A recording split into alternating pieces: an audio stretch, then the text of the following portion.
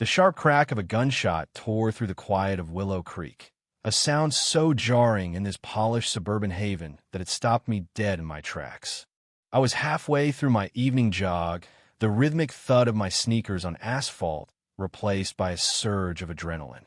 My earbuds dangled from my hand, the upbeat music drowned out by distant sirens and a woman's panicked cry from the cul-de-sac ahead. As a security consultant, I trained for moments like this, but nothing prepared me for the chaos unfolding in my own neighborhood. My mind flashed to Mrs. Eleanor Grayson, the 85-year-old widow who lived alone at the end of the street, relentlessly targeted by our HOA president, Vanessa Hargrove. Without a second thought, I sprinted toward the sound, unaware I was about to expose a predator hiding behind a clipboard and a fake smile. I'm Ethan Caldwell, and I'd only been in Willow Creek for 3 months when this nightmare erupted. I'd moved here for a quieter life after years of high-stakes security work, trading city chaos for suburban calm. Willow Creek, with its neat lawns and identical mailboxes, seemed perfect until I met Vanessa. The HOA president ruled with an iron grip, issuing citations for the smallest infractions. Within days of MOVYing in, I found a violation notice taped to my door. My porch light was 10 watts too bright. The note, signed with Vanessa's floored signature, read, "Willow Creek demands excellence. Comply, Mr. Caldwell." I swapped the bulb, but the notices kept coming me. Dog's collar wasn't the approved shade of gray. My trash can lingered curbside, 20 minutes past pickup. Each carried a passive-aggressive jab, and I gritted my teeth, sensing her power trip was more than petty control. Vanessa was a walking stereotype, late 40s, with a brunette bob that defied jarre, VY tie, and a wardrobe of crisp blazers that screamed money but lacked warmth. She carried a planner like a badge of authority, her sharp hazel eyes scanning for rule breakers. At the mandatory HOA meeting, she zeroed in on me with a smile that didn't reach her eyes. "Lot 22, Ethan Caldwell," she said, her voice smooth but cutting.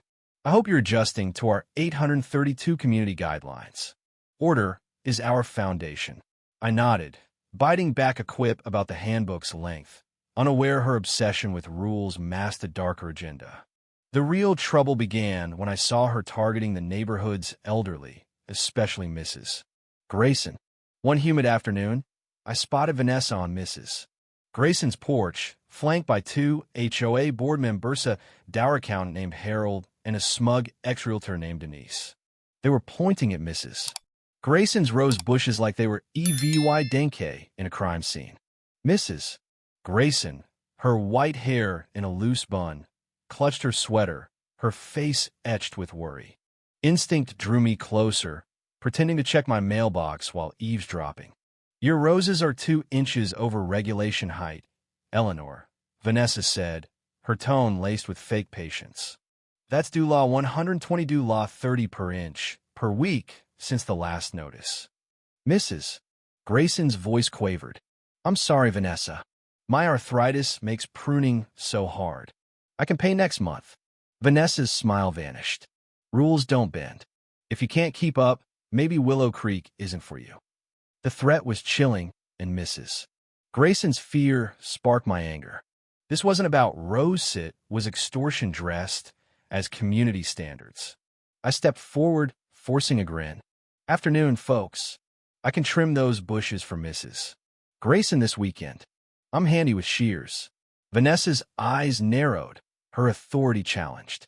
"Kind of you, Ethan, but the fine stands."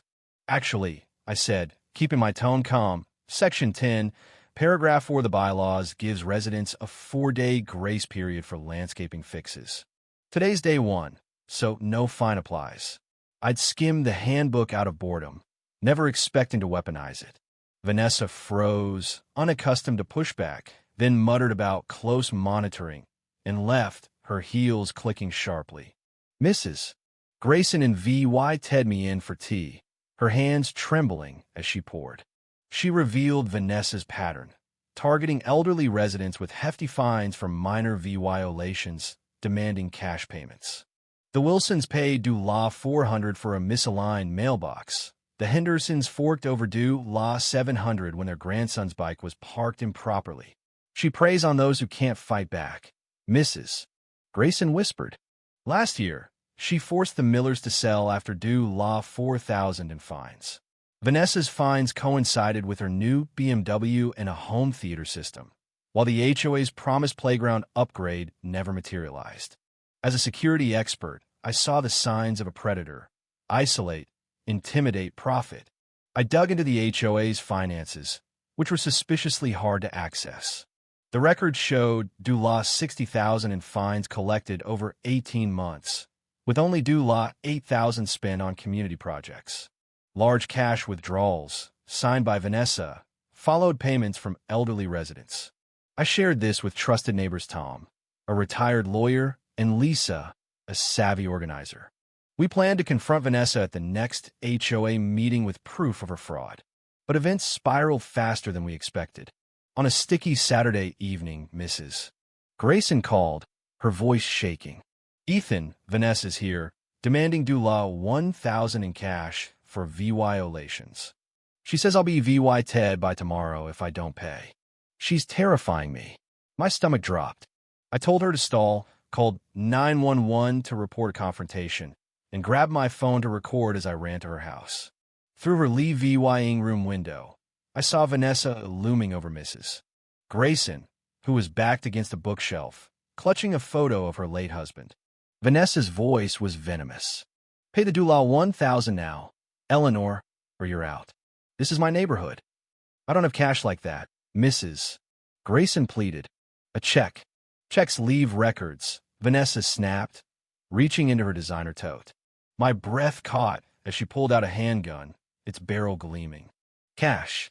Now, Mrs. Grayson gasped, her hand flying to her chest, her face pale. I dialed 911 again, whispering, armed suspect at 47 Willow Creek Lane, threatening an elderly woman. Hurry. The dispatcher urged me to stay back, but when Mrs. Grayson swayed, clutching her heart, I couldn't wait. I slipped through the back door, MOVYing silently through the kitchen, my phone recording. Vanessa's voice grew unhinged. Nobody defies me, Eleanor. Pay, or I smash that clock you love. I stepped into the room, my voice steady. Vanessa Hardgrove, drop the gun. Police are coming, and I'm recording. She whirled, the gun now aimed at me, her eyes wild. You've been trouble since day one, she hissed. This isn't your business. Armed robbery of an elderly woman is my business, I said, heart pounding. That's a felony, Vanessa 15 years minimum. Her hand shook, but sirens wailed closer, and panic flickered across her face. This is a misunderstanding, she stammered, lowering the gun. I'm just collecting fines. With a gun. I pressed. Before she could answer, the front door burst open and officers stormed in, shouting, "Drop the weapon." Vanessa let the gun fall, her hands rising as they cuffed her. Her expression was a mix of shock and denial, as if her HOA title could shield her from handcuffs. Paramedics checked Mrs. Grayson, who was shaken but stable. I handed my recording to the police, who confirmed the gun was unregistered, adding charges to Vanessa's growing list. At the station, the detective reviewed my financial EVY Denke. She's been extorting residents for years, he said. Your proof ties her to due law 70,000 in fraudulent fines. With armed robbery, elder abuse, and fraud, she's facing 18 years. Vanessa's arraignment was surreal. Gone was the polished HOA tyrant, replaced by a disheveled woman in an orange jumpsuit. The prosecutor listed her crimes: armed robbery, elder abuse, fraud, illegal firearm possession. She shouted, I'm Willow Creek's president. I protect our standards. The judge's gavel silenced her. You're a threat, MS. Hargrove. Bail denied. As she was led away, her eyes met mine, fury burning, but beneath it, fear. For the first time, Vanessa faced consequences she couldn't bully away. Willow Creek began to heal. The HOA board was replaced with transparent leaders, and fines were paused. Mrs. Grayson's roses bloomed freely, a quiet VY Tory. Neighbors smiled again, no longer cowed by Vanessa's reign. One evening, as I jogged past Mrs. Grayson's house, she waved me over, offering a cookie. "You saved us, Ethan," she said. I shook my head, smiling. "Just doing my part, Eleanor." The gunshot's echo had faded, but its lesson lingered. Even in the quietest places, courage could uproot tyranny. If you were the one in this story, how would you react? Would you stand up and fight back, or accept the unreasonable pressure and control from the HOA? Share your thoughts in the comments below. And don't forget to subscribe, like, and share this video with more people. Your small action gives us the motivation to keep bringing you more intense and engaging stories.